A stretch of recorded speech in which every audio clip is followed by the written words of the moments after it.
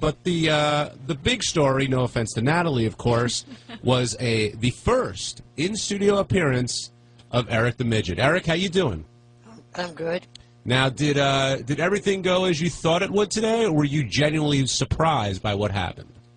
Well, I'm genuinely surprised by some of it, but, of course, I definitely did not like seeing High Pitch there.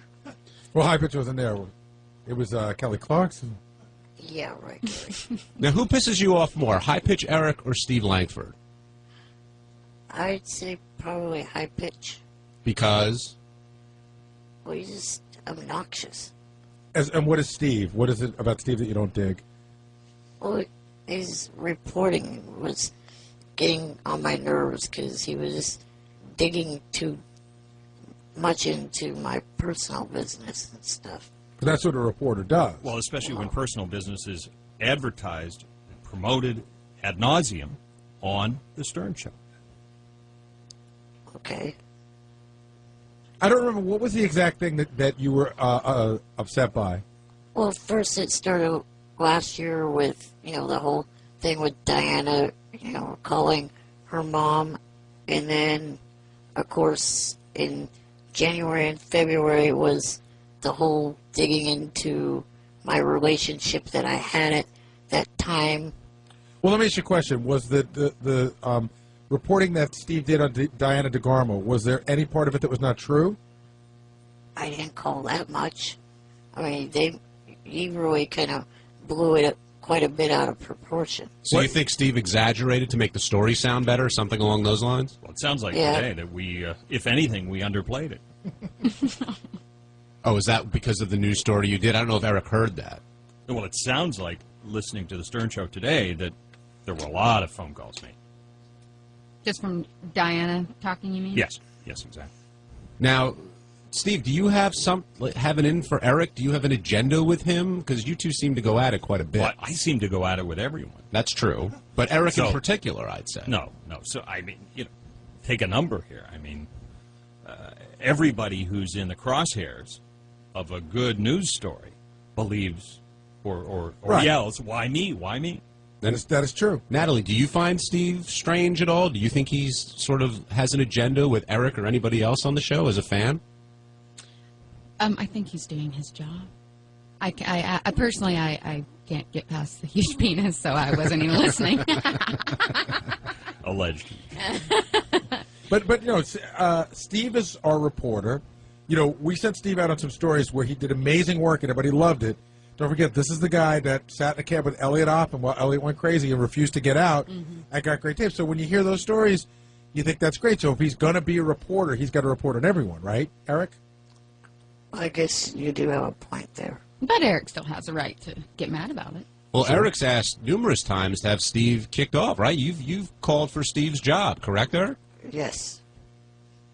And Steve, how do you respond to such accusations? Listen, it's just the same old thing. Nobody likes being in the crosshairs. Everybody wants me fired. Well, maybe somebody will fire me. Who knows? Well, Eric, you've got Steve right in front of you. Feel free to say whatever you've wanted to say to him over the past year or so. Well, right now things between him and I aren't that bad at the moment.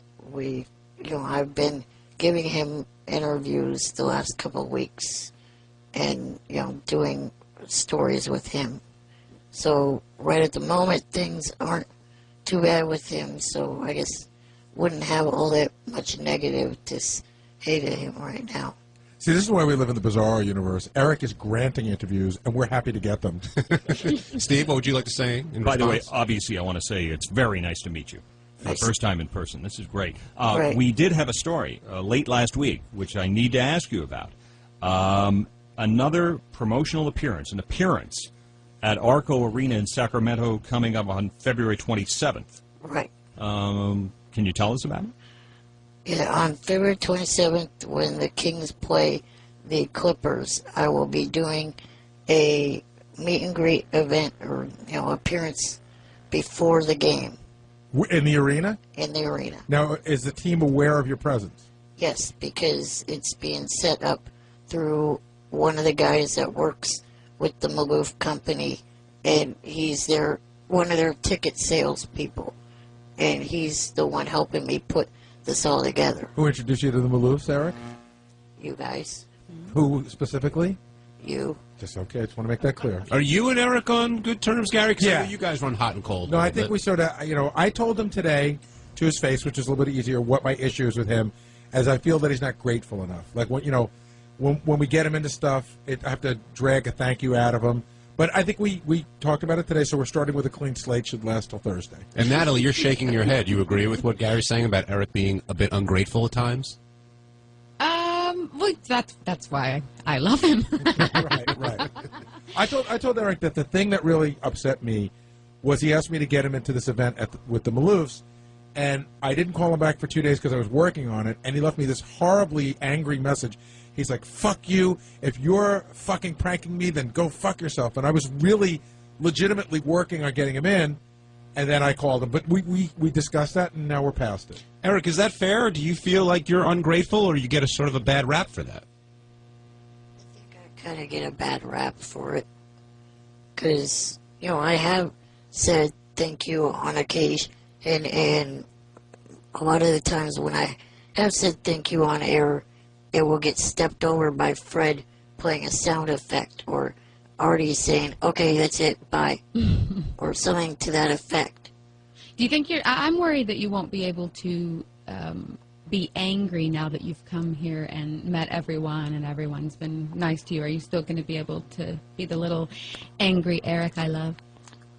I'm sure that, at some point Stern or, anyone else on the show will say something that will piss me off, or a caller will call in and say something that will piss me off to bring me back into that mood again. I hope so. Well, I hate to interrupt Kumbaya here. On that note, Johnny Fratto now acknowledging, he claims, that he bought all 50 tickets for the people, the fans, the alleged fans who went to your last appearance at Arco Arena in Sacramento, that there were 0.0 tickets sold for your personal appearance. He stepped in secretly, he claims, and bought all 50 tickets. I guess since he's come out with that, then I should say that, yeah, he did do that. So did that mean that nobody showed up? Well, not exactly. I mean, the event, I was still signing autographs for the staff people that worked at the arena. So, I still technically did a meet and greet, but it was just the staff people working at the arena came in to the suite that they put me in, and I signed autographs for them, took pictures with them, and, shook hands and talked to them and stuff. So to phrase it correctly, nobody bought a ticket other than Johnny Fratto. Well, yeah, also we did not do that great of a job at promoting it. Well, we did. Right. We promoted the heck out of it. Why do you think that you had trouble with ticket sales? Because, I know, now that I'm comparing you to, a Beetlejuice announces he's at a club, and, he'll get a couple hundred people there. Why do you think you have trouble selling tickets? Are you asking too much? No, the tickets, because of it's just the regular price tickets. So, if I was there or if I wasn't there, the ticket would still be the same price for any one of the home games. So how are you making money then? They just give me a little percentage of the people that come in to buy tickets for solely or pretty much to meet me I know what went and then wrong. attend the game. I know what went wrong. Jim just wrote me a note. It was a WNBA game. I'm surprised anyone was there. That's true. It was the Monarchs, right? So, Eric, we have limited time on today's wrap-up show. I'm thrilled that you're here, genuinely. When you were in there, who were you most excited to see? You had Natalie from the Dixie Chicks. You had Diana DeGarmo, Kurt Angle, Kelly Clarkson, all those people. Which one really did it for you? Well, Remember who's in the room right now. it definitely was cool to meet you, Natalie. Thanks. And Kurt Angle was also cool. You got to keep in mind that until she walked through the door, I had no idea Diana was going to be a part of it. That when you guys sprung on me. So, I didn't know that she was going to be a part of it. And definitely when she came through the door, I was kind of thrilled to see her because, you know, she's real cool. I got to meet her a couple other times prior to this and hang out with her a little bit, and it was good to get to see her again. Now, both Howard and Kurt Angle were telling you this is your chance, this is the one time you should express how you truly feel about her, but you hesitated. Were you nervous? What was going on through your mind at that point? Well, yeah, I was quite a bit nervous to kind of do it in that public forum of being on air with everybody. And are you glad with the way things turned out? Yeah, I'm glad that it turned out the way it did. How did it turn out? Well, she didn't really say no, but she didn't really say yes to possibly going out to dinner one of the times that she's in California next. She didn't? I thought she said no. No, I didn't hear a no, and I don't think Kurt Angle did or anyone else. Yeah, I don't think you should. You should never hear a no, Eric. What about Booker Right. T? Did Booker T hear a no? What is that Mafia again? What is that Mafia? The Main Event Mafia, which Eric is now a part of, apparently. Do you know what that is? Did you know what that was before today? Sure, it's the posse with, well, Eric described it better than I could. It's the bigger name guys in TNA. There's only 5 of them at the moment, but I guess the group might grow bigger, and they're trying to take over the TNA, and the younger guys that have only been in TNA and not any of the other wrestling organizations are trying to stop them. Now, Natalie, is your offer for a dinner date still on for Eric? Possibly, yeah. Where are you taking me? I have no idea. My concern for Eric is that he's outgrowing Johnny Fratto. I think it's Johnny Fratto's fault that nobody shows up to these things. You might be right. Have you thought about parting company, Eric, and sort of going your own way, especially after an appearance like today? Well, I know later I have an interview to do with his Mob Candy magazine. So, you know, I got that. See, I think Natalie's right. I think she's right on the money. I think that much like using the Ralph model, he needs to now ascend to a higher caliber celebrity to glom off of. I think someone could make you more money. I think you're making him more money than he's making you. But, you know, listen, Johnny Fratto, love ya. Now, what about everybody else in the studio? Is the first time you've ever met? I know you saw Artie at a show of his, but you never met Howard or Right. Fred or Robin. What were your impressions of them today?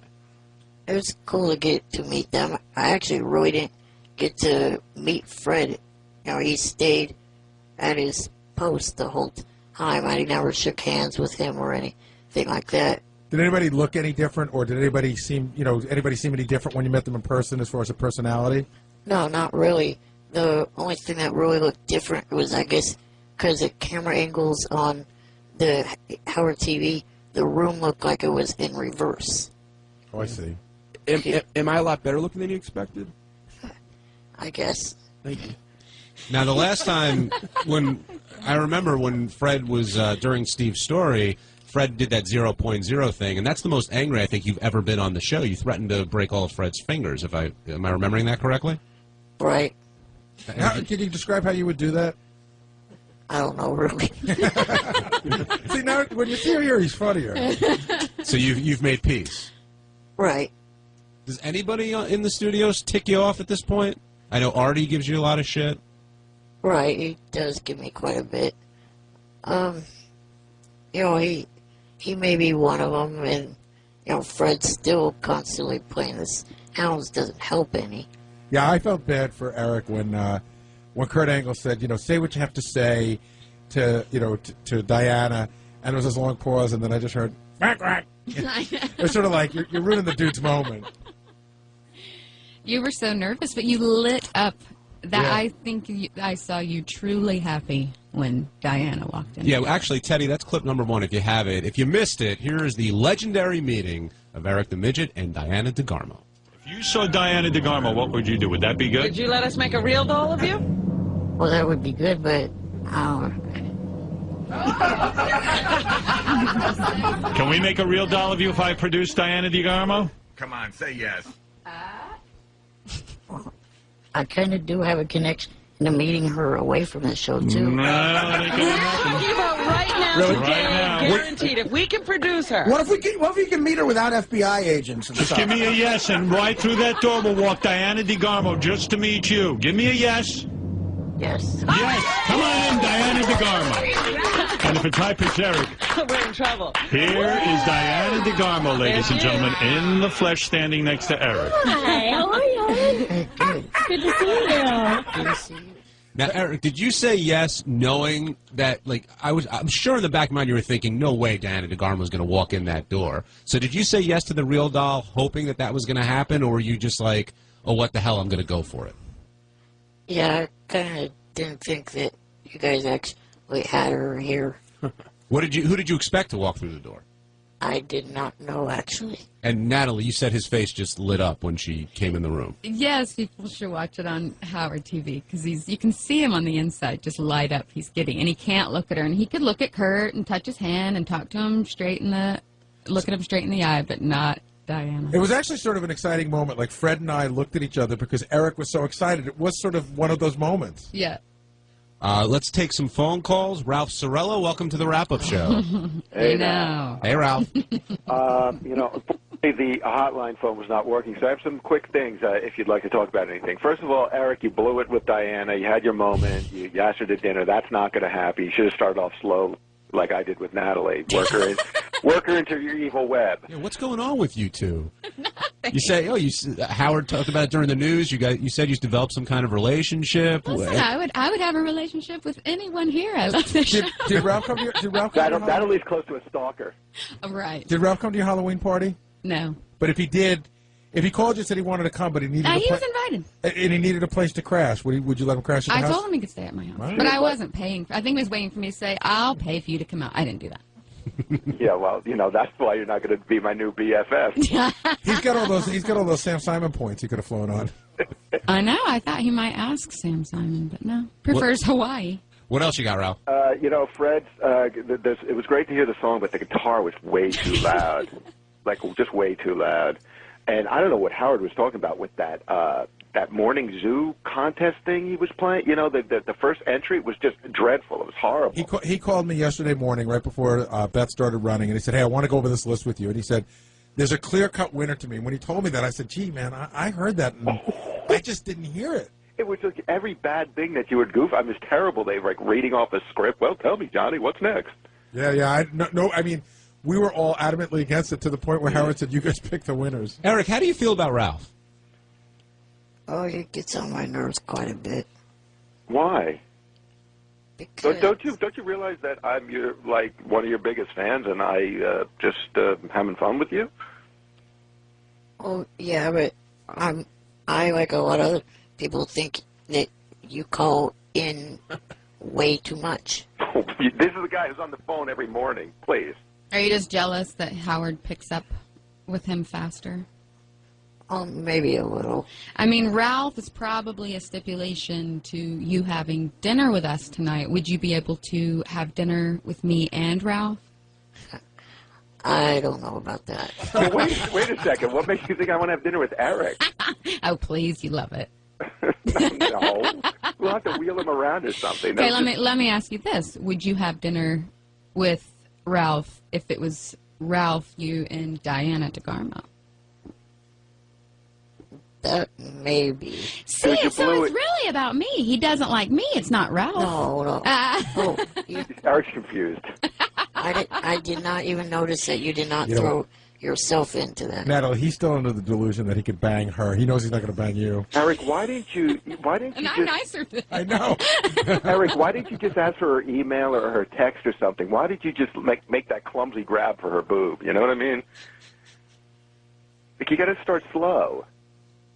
Because I can contact her through MySpace. No, not MySpace. Every other stalker does that. You're a special stalker. Yeah, you were looking for the stalker hotline. Eric, would you like me to hang up on Ralph and move on?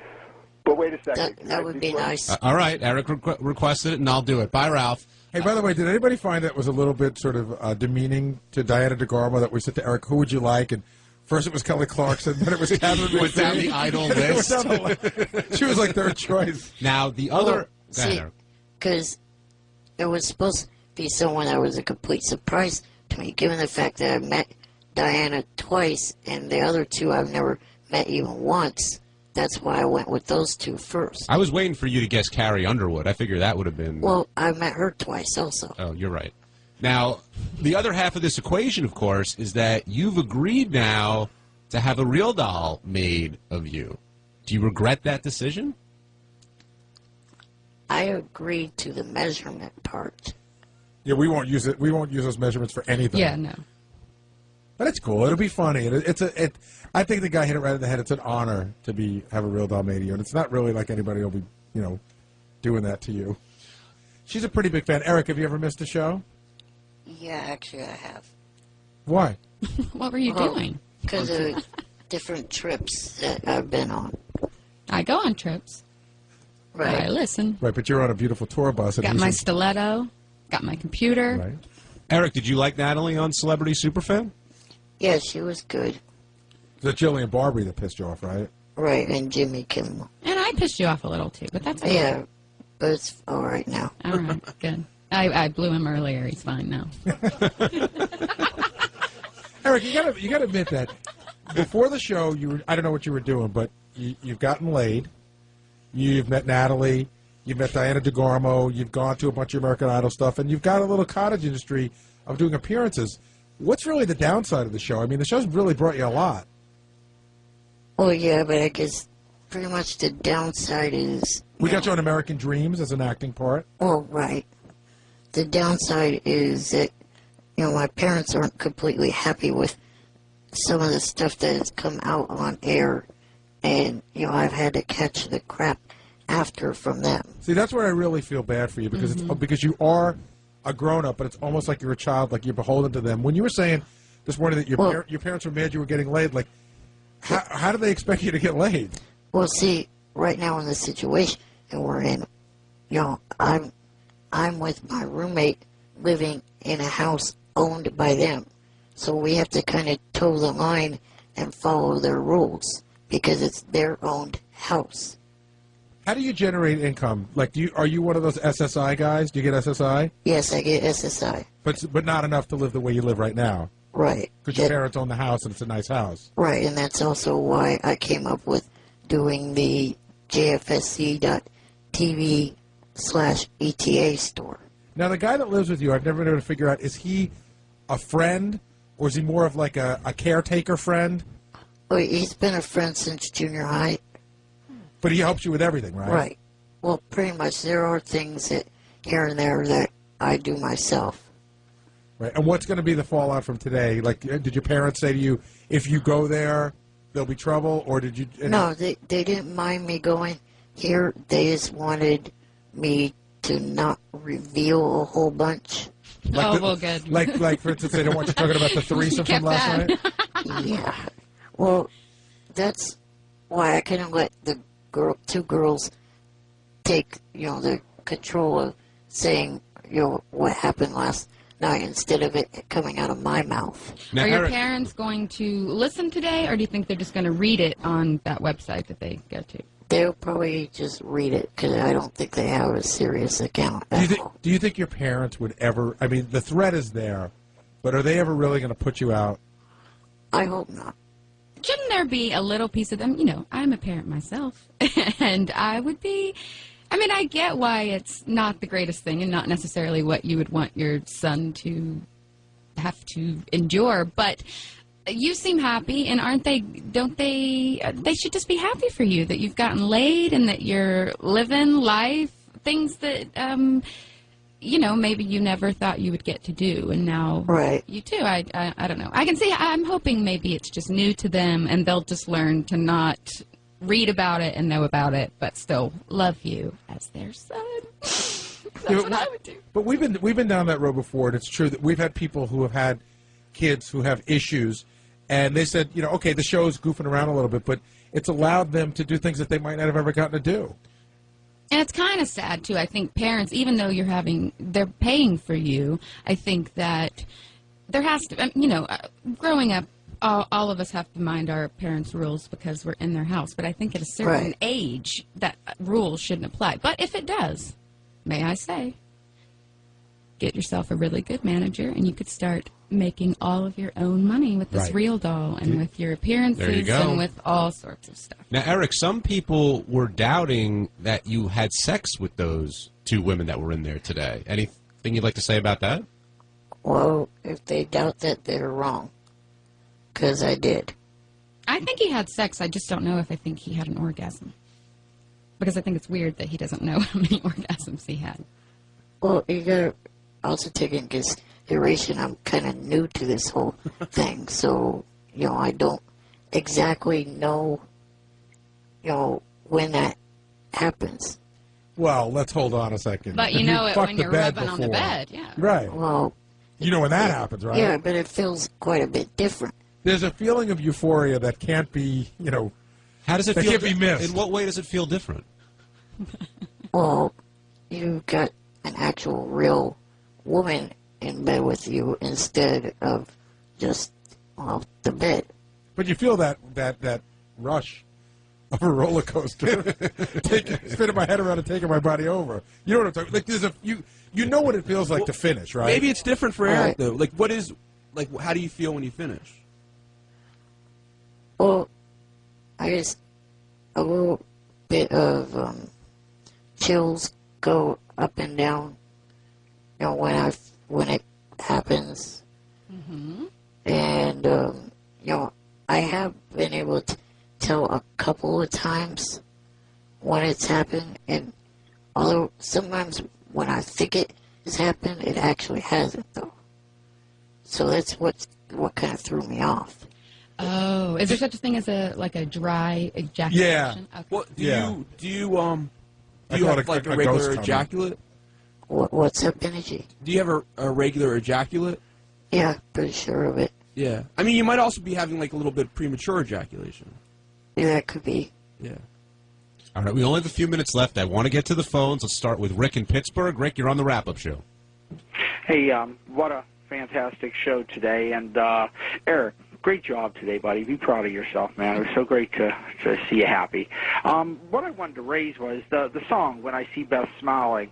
If that was ever released as a single, what a great way to play a tribute to Lonnie Heckman, to get some publicity for Sirius, and maybe even have some money go to some charity. Probably take, $500,000 to put that as the #1 song on the charts? I think it's easily doable with the Stern fan base. What do you think? I agree. When we first heard that song, the reason we gave it to Howard is we thought it was so bad that it was sort of funny. But it does get in your head. No, it's a good melody. Yeah. It's a good melody. Artie mentioned this on the air, and we were talking about it at the wedding. That poor guy died. You've sang the song. Shaw Blade sang the song. It's become sort of a legendary song, certainly on this show and beyond. And he's not there to... It's so sad. But you know what I noticed? Did anyone notice when whoever called his mom to do the news story on it and said who sang it at Howard's wedding? It was kind of like... I don't think she likes it. Oh, really? Not a fan of yours? She might be a Republican. I'm just guessing. Hey, Garrett, based on what you said before, we should honor Lonnie with a real doll. Lonnie, the guy that... Lonnie Heckman, yeah. What did he look like? In what respect? Well, you said it was a great honor to have a real doll made of you. Yeah, but we don't know what he looks like. Oh, we'll find out. I got a live model. How are you going to measure him? You can still be measured. Really? Yeah. But, I was with Artie when Natalie sang it at the wedding.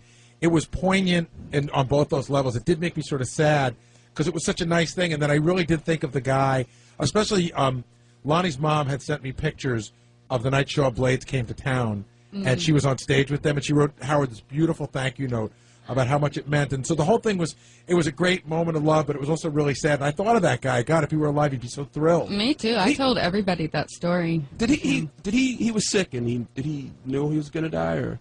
Yeah, I think he had a long term. He died of kidney failure, right? Yeah, I don't know if he knew he was going to die, but he was sick for a long time. Yeah. But I don't know if he he knew that. And it was weird because a lot of people at the wedding didn't know the story, and I ended up telling a few people. In fact, I was telling Pat Monahan the story.